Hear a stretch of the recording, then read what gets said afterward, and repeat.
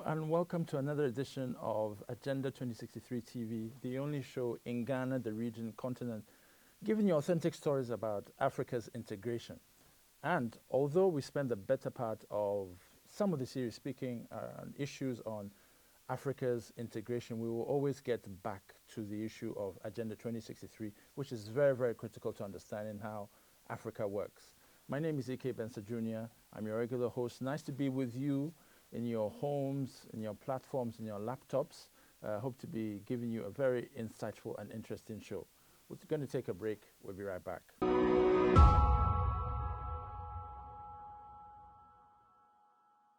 Okay, so welcome back from the break, and we're going to start off with APR Watch, and then after which we'll go into on East Africa. So APR Watch is an opportunity to remind you about some of the developments around the Africa Peer Review Mechanism. Just for those who are chipping in for the first time, the Africa Peer Review Mechanism is the mechanism by the African Union that reminds member states that they need to pay attention to good governance. So always, the good governance is about peer review, making sure that there are parameters around good governance that member states are paying attention to. So civil society is engaged in this process, but member states are also engaged. The idea is to get member states to pay really important attention to ensuring that they have their good governance right. Countries that are doing pretty well on this are Kenya. I keep talking about Kenya because I think they have advanced more than Ghana. Ghana used to do a good job, but we have slackened on that front. So Kenya has taken the baton and run with it to the extent that Kenya is now domesticating the Africa Peer Review Mechanism at the local level. It's still going to take some time, but they want people to understand that it is important for the governance process, as they have had a lot of issues. As we all know, 2008 election violence and all these things. They don't want to get there again, so they are poised to make sure that they use the Africa Peer Review Mechanism to improve their good governance. There are plans to get, for the Africa Peer Review Mechanism, Continental Secretariat in South Africa to come to Ghana and have another peer review. That is not a problem. There are many countries that have done double peer reviews after a while, so that they compare what happened a couple of years ago, a couple of years earlier to what is happening now, and then see whether they have made any progress. So the idea with the Africa Peer Review Mechanism is to say, look, let's do something good around the Africa Peer Review. Botswana right now is a major country, and DRC. Those are two major countries that are looking at their peer review. And I'm sure in the subsequent episodes we'll be able to give you some more insights into some of the decisions that civil society have made around those countries. So we're going to take a break in a minute. That's the latest with the Africa Peer Review Mechanism. We're going to give you a quick update of developments around here on East Africa. We're going to take a break. We'll be right back.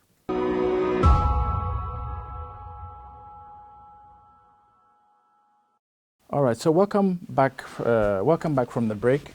I'm very happy to be giving you an update of developments around East Africa. There's always something exciting going on in East Africa. Right now, the Tanzanian president is in Kenya to have important discussions and to cement ties that had been a little bit loosened because when before Magufuli passed, Kenya and Tanzania were not talking that much. Magufuli had a particular attitude with Kenya, and they were fighting over some products and so on and so forth. But we believe, from what we've been monitoring, that some good conversations are coming out of that of Kenya, between Kenya and Tanzania. There's even talk about a pipeline that's going to be had between the two countries, which will help cement ties that had been lost for a while. So that's a very, very good news that we are monitoring. But the other things that we're also seeing in the East Africa region on the bad side is that there's been a resumption of the issue of locusts, and we hope that they'll be able to sort that one out very quickly. In general, the East Africa region has been doing fairly well. They say that the services sector is performing quite well, and the East Africa region is pretty good on ensuring that they pay attention to the regional, because they have a lot of things that they've done at the regional level with the East Africa community, work permits, all these other things, which regions like us in West Africa, we can definitely learn from. Even though safe to say that West Africa and East Africa need to work together very quickly for the benefit of continental integration. And we can see that with the African Continental Free Trade Area. East Africa is certainly a region that we can learn from, because they are more into harmonizing policies, harmonizing education, harmonizing jobs, all these things in a way that in West Africa we are also doing, but we're taking a bit too long on doing. And sometimes we don't know whether it's the language, also whether it's the Francophone, Anglophone issue in West Africa that slows some of these things down. Whereas in East Africa, it's largely Swahili. There's one language that they are using at the regional level, and that obviously makes things a lot easier. So it helps for us as we go through and think through the way forward, that the language, how do we also continue to use language as an important factor of integration, as a way of ensuring that there's harmony, because clearly that has been working very well, and it has speeded up East African integration process. So maybe those are some of the things that we can be looking at in West Africa as well. Do we begin to use, do we use Tree, do we use Wolof, do we use Pidgin? What are some of the common languages that we can use to help fasten our integration process? These are important things that need to go ahead. And I'm sure language may come up between Tanzania and Kenya as they are meeting, because Magufuli, before he passed, was using a lot of less English and a lot of Swahili. Sometimes too much Swahili at the expense of English, whereas Kenyatta was using a lot of English, very little Swahili for official purposes. So I'm sure the new president of Tanzania and Kenya, they'll be able to, have sort some of that issue of language out. But as always, East Africa is a region that there's some exciting things happening. Finally, Uganda is going to be using drones to deliver medical supplies to people who have been affected by COVID and in communities, outskirts, and so on and so. This is something that had been happening in Ghana a couple of months ago. We're happy to see that Uganda has taken this up as well. But on the negative front for Uganda, Uganda has slapped, I believe, a 10% charge on social media, things like WhatsApp and all these things. That's not so good. In Ghana, we are complaining about so many taxes, and I cannot even think that we could get to the stage where we are putting 10% tax on WhatsApp messages and WhatsApp platforms. I think people would definitely be out on the streets without even seeking permission. So that's the latest on updates in East Africa region. By all means, next week I'll be happy to give you very important updates on that as well. And we will definitely be back. We're going to take a break. And we'll be right back with the key important conversation today, which has to do with Africa Day. My name is Bensah Jr. Happy to be with you, and we'll be right back.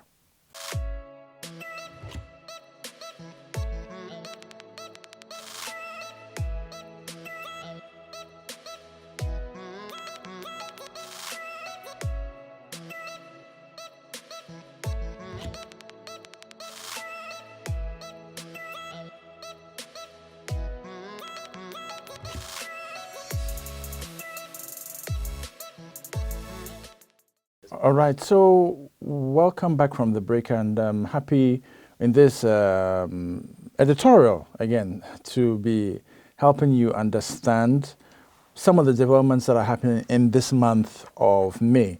Now, month of May is a very important month, not necessarily because it's Mother's Day, which is, there's a lot of adverts and all those things about it, but also because it is Africa Month. There's a lot of things happening across the continent when it comes to Africa in May.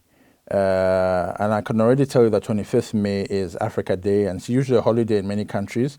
Sadly, not all. I believe that in Nigeria, they don't celebrate it as a holiday as such. They just acknowledge it. And not all African countries are celebrating.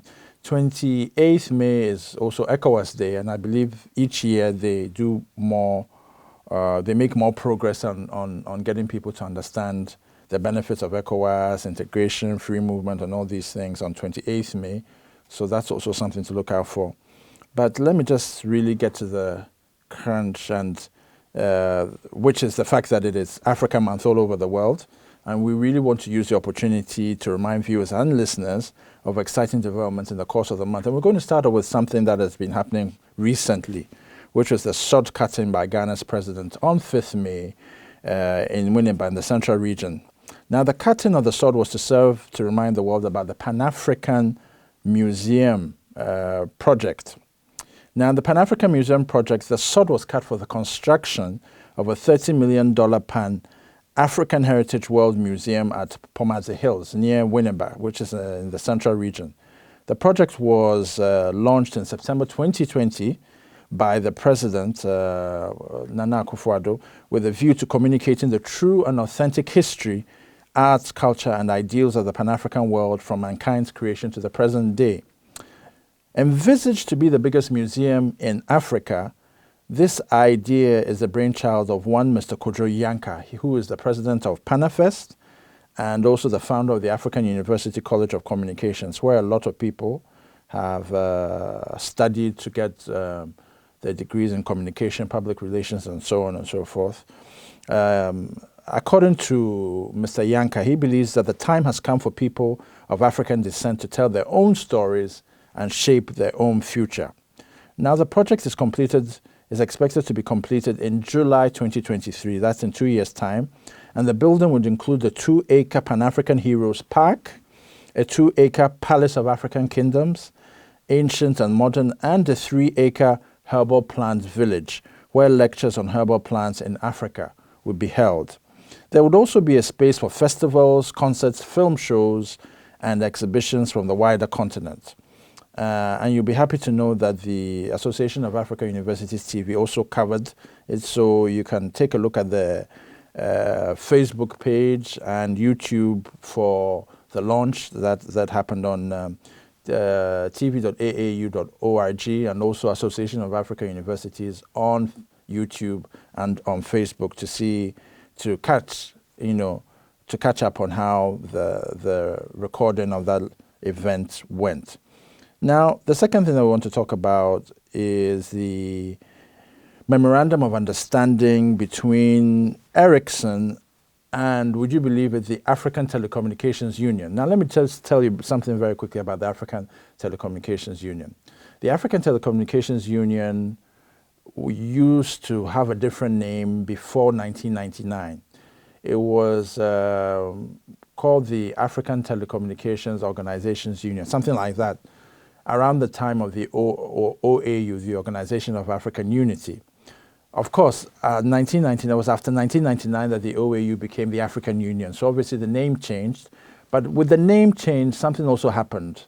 The space for the union also expanded, so the private sector and key stakeholders would also be part of the African Telecommunications Union. Now, the African Telecommunications Union is the African Union equivalent of the International Telecommunications Union, which has a mandate of making sure that ICT is people-centered for everybody across the world. For the African Telecommunications Union, it is a specialized agency of the African Union dedicated to making sure that the ICT is facilitated and it serves as a tool for development across the continent.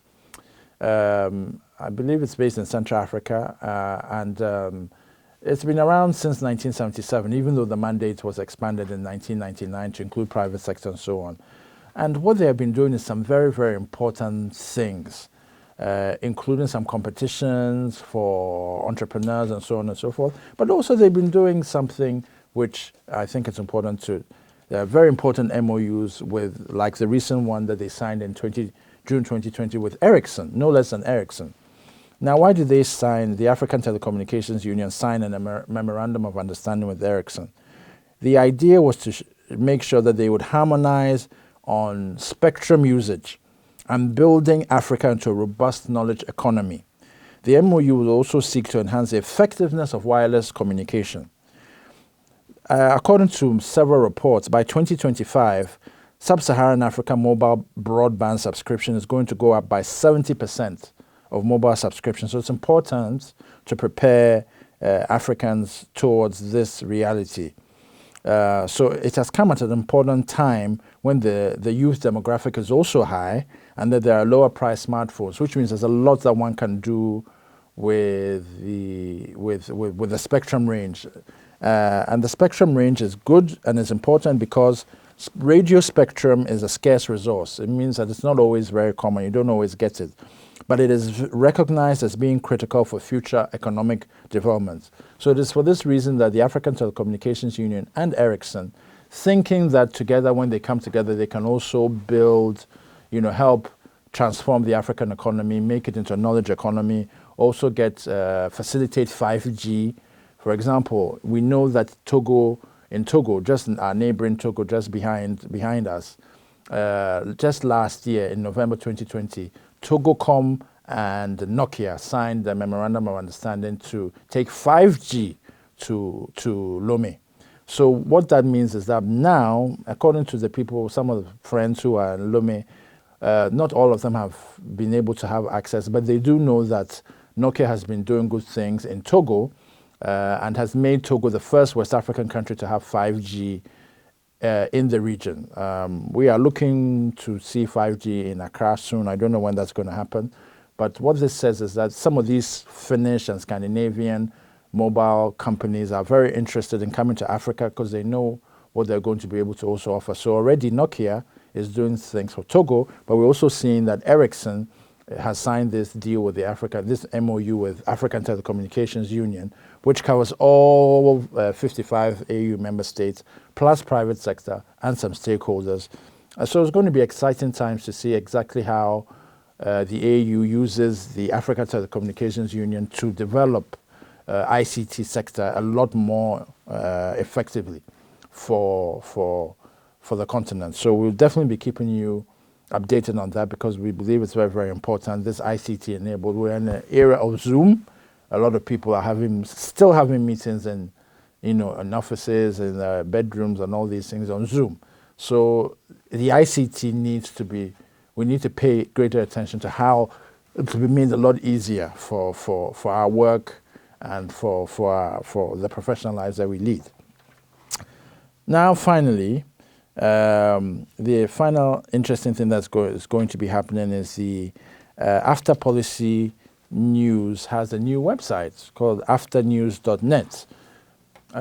So in an attempt to position After Policy Network as a go-to source on everything around the African Continental Free Trade Area, the network is doing a soft launch of the After News Net this week. So the idea is, with a soft launch, to remind viewers, followers, listeners, whoever may follow them, that they are the go-to people on everything after policy.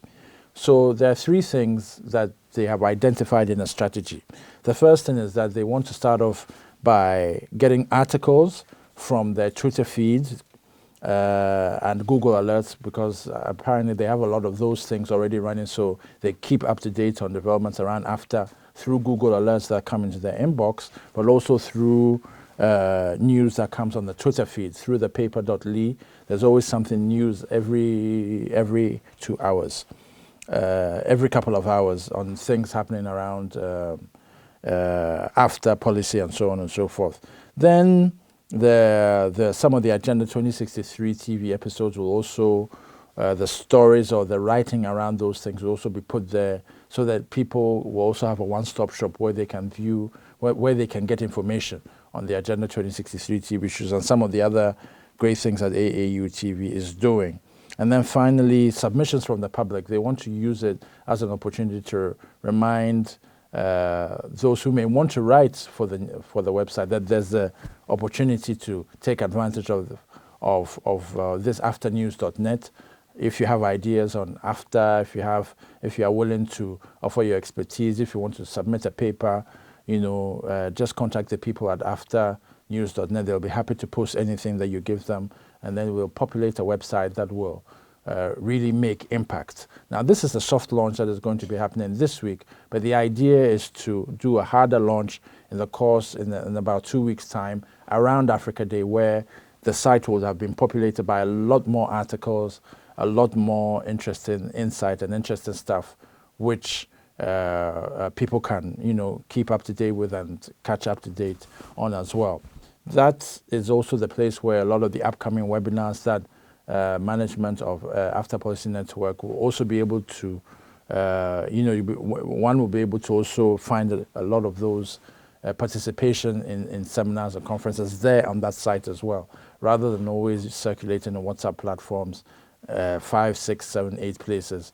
There'll be a one-stop shop on that website. So in short, exciting times, some exciting developments around for Africa Month. On the final note, there's this new social media website that is also coming up, which we'll be able to give you more updates on that next week, but it has been developed by 2 immigrant West Africans from Sierra Leone who are in the US, and they say that social media website will counter Facebook, will give Facebook a run for its money, but will also serve as a tool for linking and bringing lots of Africans, both in the diaspora and on the continent, together to share ideas, to share culture, to share anything that they've been sharing on Facebook, to have this Africa-centered space to also do that. So we'll be giving you more updates on that next week as we begin to unpack more issues around Agenda 2063 and everything that's connected with it. So in conclusion, these are some of the exciting things that are coming up on the course of the month. There'll definitely be more exciting things that I can definitely be updating you on as and when practicable, and I'll be happy to do that and bring you some more insights into developments in East Africa region, as well as developments around the Africa Peer Review Mechanism based at the Continental Secretariat in South Africa as well. So my name is Bensah Jr. Happy to be coming your way as frequently as I can to give you great insights on what's happening in Africa's integration, but also around specifically Agenda 2063. Agenda 2063 is not a difficult book to read. It's about 15, 17, 18 pages. Take a look through some of the articles, and let's remind ourselves that, as Article 7 says, the AU is a global player, and we can really make that by continuing the conversation and getting you involved towards the Africa we want. My name is Bensah Jr. Hope to come your way. Thank you to the production crew for always doing a great job on this show. We hope to speak to you next time. Have yourself a great day, and goodbye.